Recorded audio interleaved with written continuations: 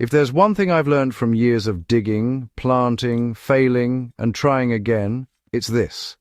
Healthy gardens are built from the soil up, and at the heart of healthy soil lies nitrogen. It's the quiet engine behind lush leaves, steady growth, and productive harvests. Yet for many gardeners, nitrogen feels confusing, even intimidating. Bottles of fertilizer promise miracles, legumes are said to make nitrogen, and soil tests come back with numbers that don't always make sense. Today, on Roots Haven grounds, let's slow this down and really understand what's happening beneath our feet. Once you grasp how the nitrogen cycle works, who the nitrogen fixers are, and how fertilizers fit into the picture, you stop guessing and start gardening with confidence. This is not theory for textbooks. This is practical knowledge you can use season after season. Nitrogen is the backbone of plant growth. It's a key component of chlorophyll, which plants use to capture sunlight, and it's essential for proteins, enzymes, and DNA. When nitrogen is available in the right form, plants grow strong, green, and resilient. When it's lacking, growth slows, leaves yellow, and yields drop. But here's the twist. Our soil can be full of nitrogen, and plants can still starve. That's because most nitrogen in soil and air is locked away in forms plants can't use. Understanding how nitrogen moves and changes is what separates struggling gardens from thriving ones. The nitrogen cycle is nature's way of moving nitrogen through the soil, plants, animals, and atmosphere. Think of it as a constant transformation process, rather than a straight line. Nitrogen enters our garden system mainly from the air.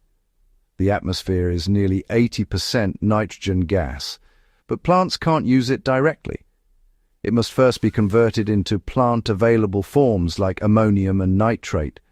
This conversion is driven almost entirely by soil life. Once nitrogen is in the soil in a usable form, plant roots absorb it and turn it into leaves, stems, and fruits. When plants shed leaves, get pruned, or die back, that nitrogen returns to the soil as organic matter. Microbes then break it down again, releasing nitrogen back into the cycle. At the same time, nitrogen is constantly leaving the system. Heavy rains can wash nitrates deep into the soil beyond root reach. Poorly managed fertilizers can evaporate into the air as gases. Harvesting crops removes nitrogen entirely from the garden. A healthy garden isn't about adding more nitrogen endlessly, but about keeping this cycle balanced and alive. Soil life, the true managers of nitrogen. At Roots Haven grounds, we talk a lot about soil life, and nitrogen is a perfect example of why it matters.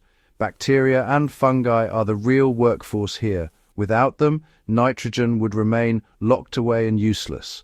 Some soil bacteria convert organic nitrogen from compost, mulch, and plant residues into ammonium in a process called mineralization. Other bacteria quickly convert ammonium into nitrate, which most plants love. This happens best in soils that are moist, well aerated, and rich in organic matter. When soil is compacted, waterlogged, or stripped of life, these processes slow down or break completely. That's when gardeners feel forced to rely heavily on fertilizers. Restore soil life, and nitrogen starts working for you instead of against you. Nitrogen fixers are, honestly, nature's fertilizer factories. One of the most beautiful partnerships in gardening is nitrogen fixation. Certain plants, mainly legumes, work with specialized bacteria to capture nitrogen from the air and convert it into a form plants can use.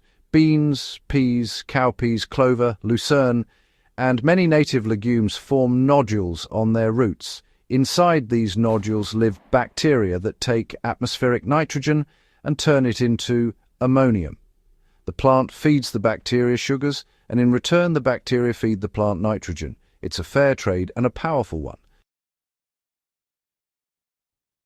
What many gardeners misunderstand is that nitrogen-fixing plants don't dump huge amounts of nitrogen into the soil while they're growing. Most of the nitrogen is actually used by the plant itself.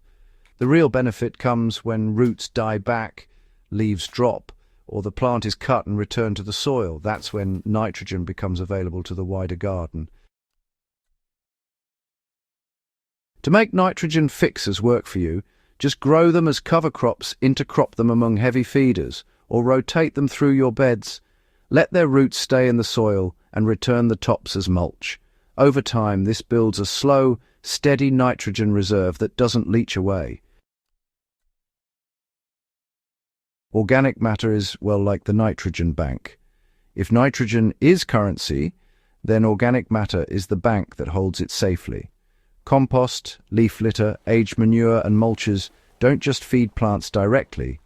They feed microbes, improve soil structure and hold nitrogen in stable forms.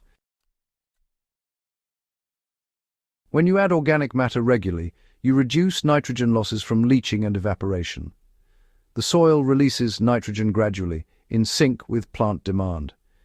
This is why gardens with rich, dark soil often need far less fertilizer than bare, sandy plots. One important thing to remember is balance. Materials high in carbon, like straw or sawdust, can temporarily tie up nitrogen as microbes use it to break them down. This isn't a problem if you plan for it. Mix carbon-rich mulches with green materials or compost and let time do the work. Fertilizers are tools, not crutches. They have their place, but they're often misunderstood and, honestly, overused. Synthetic nitrogen fertilizers deliver fast results because they provide nitrogen in immediately available forms. This can be helpful for young plants or quick-growing crops, but it comes with risks. Excess nitrogen, pushes soft leafy growth that attracts pests and diseases. It can actually burn roots, disrupt soil biology, and even wash away into waterways.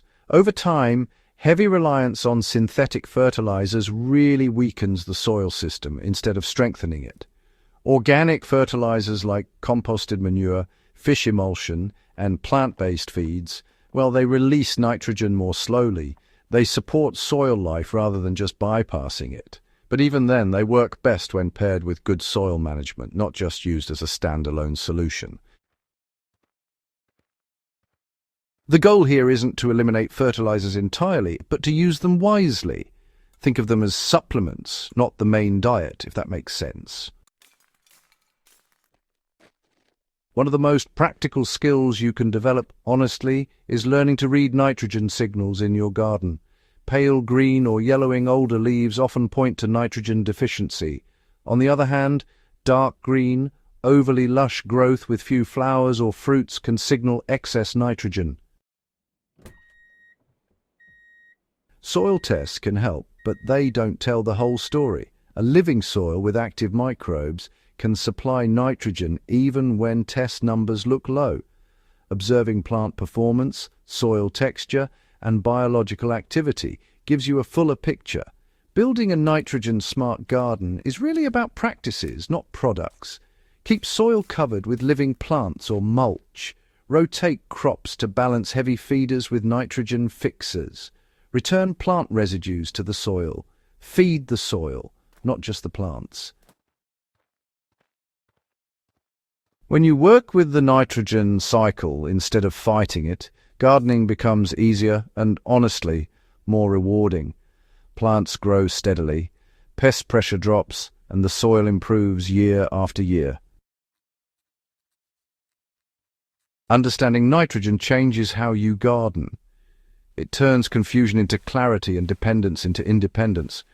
This knowledge doesn't expire, and it applies whether you're growing vegetables in raised beds, food forests, or small backyard plots. If you found this guide helpful, share it with a fellow gardener who's still battling yellow leaves and poor growth. And don't forget to subscribe to Roots Haven Grounds on YouTube for more deep, practical insights into soil, plants, and regenerative gardening. Together, we grow better by growing smarter.